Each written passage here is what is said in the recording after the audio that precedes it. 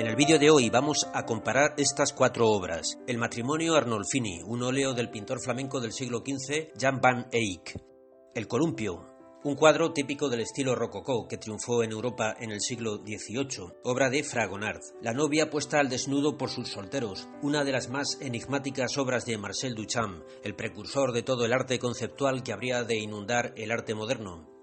Y el collage titulado ¿Qué es lo que hace que los hogares modernos sean tan atractivos?, uno de los iconos del pop art de los años 60, que está considerado como la primera obra de este movimiento. Es del pintor británico Richard Hamilton y fue creada en 1956. ¿Pero es que tienen algo en común estas cuatro obras? Bueno, vamos a mirarlas despacio.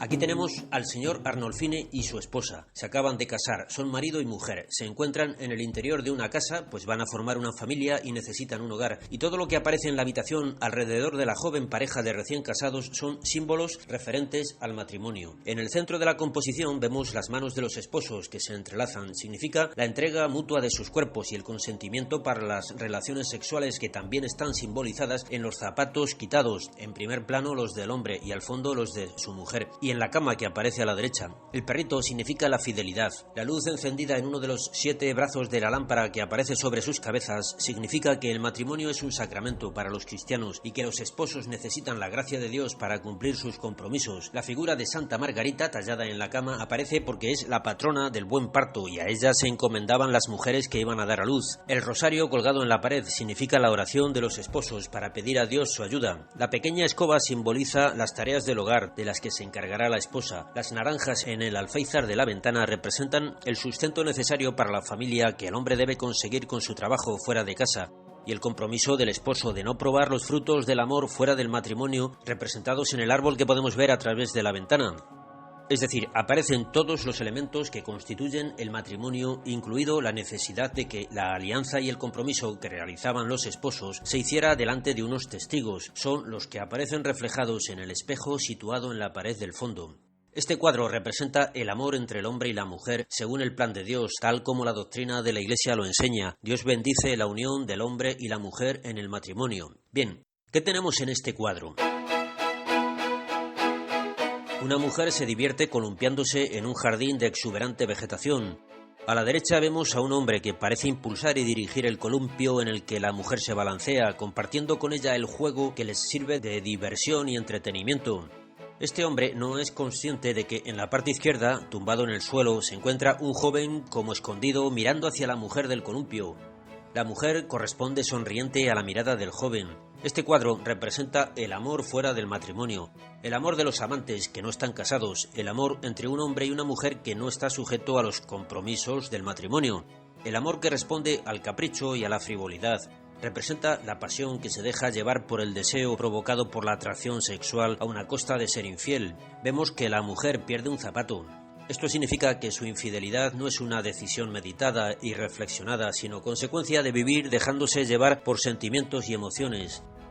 En el primer cuadro lo que vemos es que el amor es una decisión de la voluntad dirigida por la inteligencia que actúa conscientemente.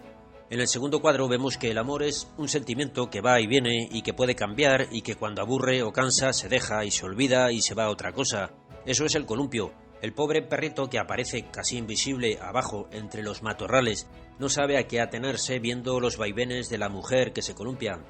Estos dos cuadros representan dos visiones diferentes sobre el amor entre el hombre y la mujer. La figura que vemos en la escultura de la izquierda representa a Cupido. En la mitología griega, Cupido es el deseo, hijo de Venus, la diosa del amor. Los angelitos que aparecen abajo también son representación de ese amor caprichoso, como los niños que solo quieren jugar y divertirse, pero que son inconstantes en el fondo. Cuando se cansan, lo dejan. Son esos espíritus que nos hacen sentirnos irremediablemente enamorados o irreparablemente hastiados del amor que habíamos sentido en algún momento, incapaces de dominar nuestras emociones y dirigir nuestra voluntad.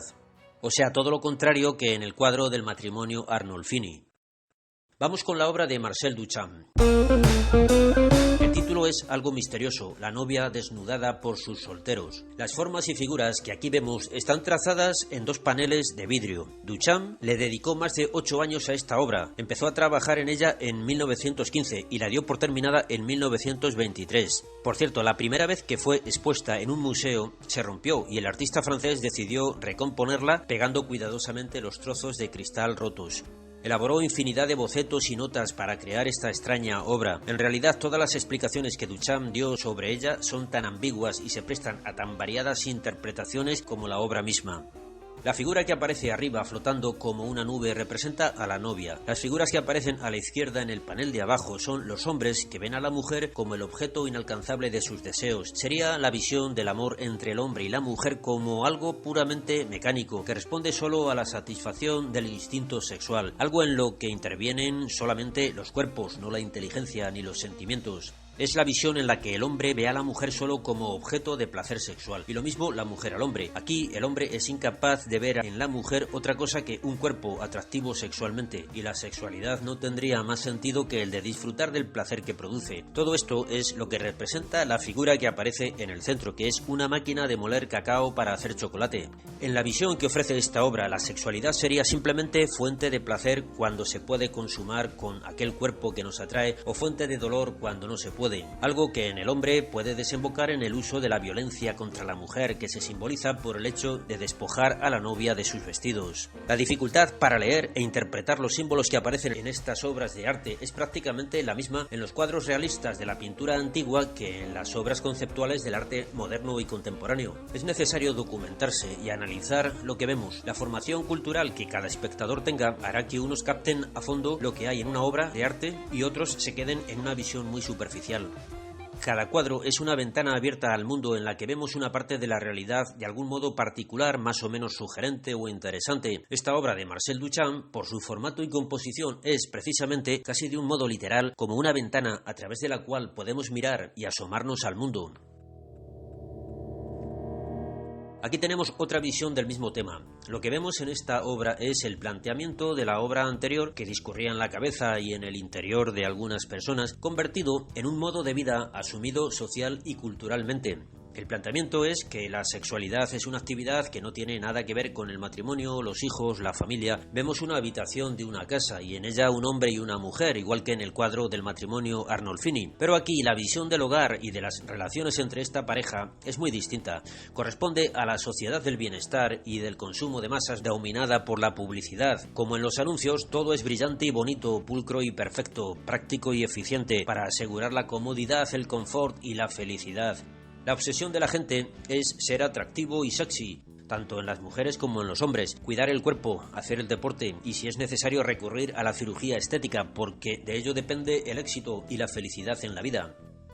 En esta visión el hombre se reduce a su físico y la mujer se convierte en parte del mobiliario doméstico, como podrían serlo el sofá o la lámpara, y las cosas que aparecen por la habitación son símbolos de algo. Tenemos la tele que nos muestra los anuncios publicitarios de todas las cosas que necesitamos para ser felices, la música de moda imprescindible para estar al día, igual que el periódico que nos ofrece las últimas noticias. A través de la ventana vemos la cartelera del cine que nos asegura el entretenimiento y el espectáculo necesarios para la vida del hombre moderno. En la pared tenemos un cuadro con un retrato. No se me ocurre qué hace eso ahí porque desentona bastante con todo el resto. Sí que podríamos decir algo sobre la lata de jamón de York sobre la mesa y el logotipo de la Ford, primera marca automovilística en Estados Unidos. Pero quizá lo más interesante de todo sea el póster con la portada de un cómic que vemos en la pared. Aparecen un hombre y una mujer y en el texto escrito podemos leer joven, romance, amor verdadero. Esto tiene que ver directamente con todo lo que venimos hablando en este vídeo. Esto parece plantear una reflexión sobre los tipos de relación sentimental que se puede dar entre un hombre y una mujer. No es lo mismo una relación en la que la atracción sexual hacia una persona va unida al compromiso de compartir también todo lo que lleva esa persona, su vida entera y no solo su cuerpo, amar su modo de ser, de pensar sus defectos, también sus planes y compartirlos de modo exclusivo y para siempre. Esto sería amor verdadero, mientras que si no incluye todo eso, la relación entre un hombre y una mujer sería otra cosa: jugueteo, aventura, romance. Nos encontramos otra vez ante la disyuntiva que ya planteaba la antigua filosofía griega para el hombre: elegir entre guiar su comportamiento con la razón o dejarse llevar por el instinto. En el primer caso tenemos la virtud, que nos hace hombres honestos y nobles. En el segundo caso nos convertimos en irracionales y bárbaros.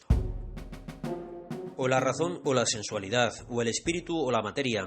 En esta pintura de Rafael aparece esta disyuntiva. Atenea y Apolo representan la racionalidad y el espíritu, están ahí arriba. Abajo, la violencia bruta, Marte, y el placer sensual, Dioniso o Baco, el dios de la borrachera. Resulta interesante comprobar que el planteamiento de considerar la sexualidad desligada del matrimonio y la familia no es algo descubierto por la cultura moderna de los años 60, sino que ya era perfectamente conocido por los griegos en el siglo VI a.C.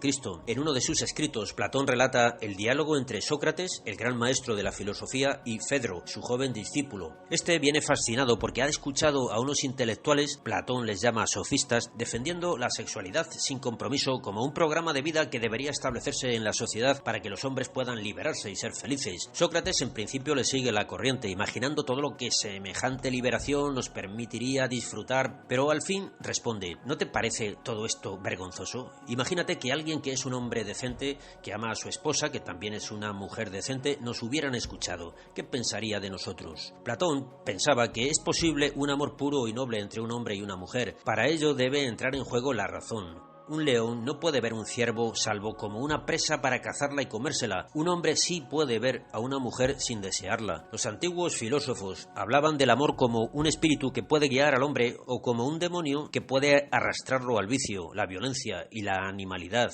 El tema de cómo el hombre ve a la mujer está presente en toda la historia del arte. En el mito griego del juicio de París vemos cómo lo primero que atrae al hombre al ver a una mujer no es su bondad o su inteligencia, sino su belleza. Para profundizar sobre esto, te recomiendo este vídeo, tienes el enlace ahí arriba, en el que hablamos sobre ídolos y fetiches, y también este otro en el que analizamos el famoso cuadro de Tiziano sobre el amor divino y el amor profano. Te pongo también el enlace ahí arriba.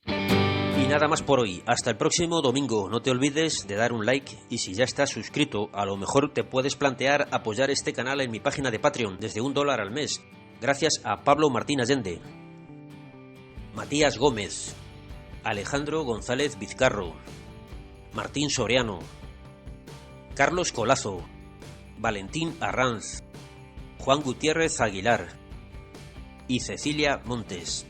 Gracias y hasta el próximo vídeo.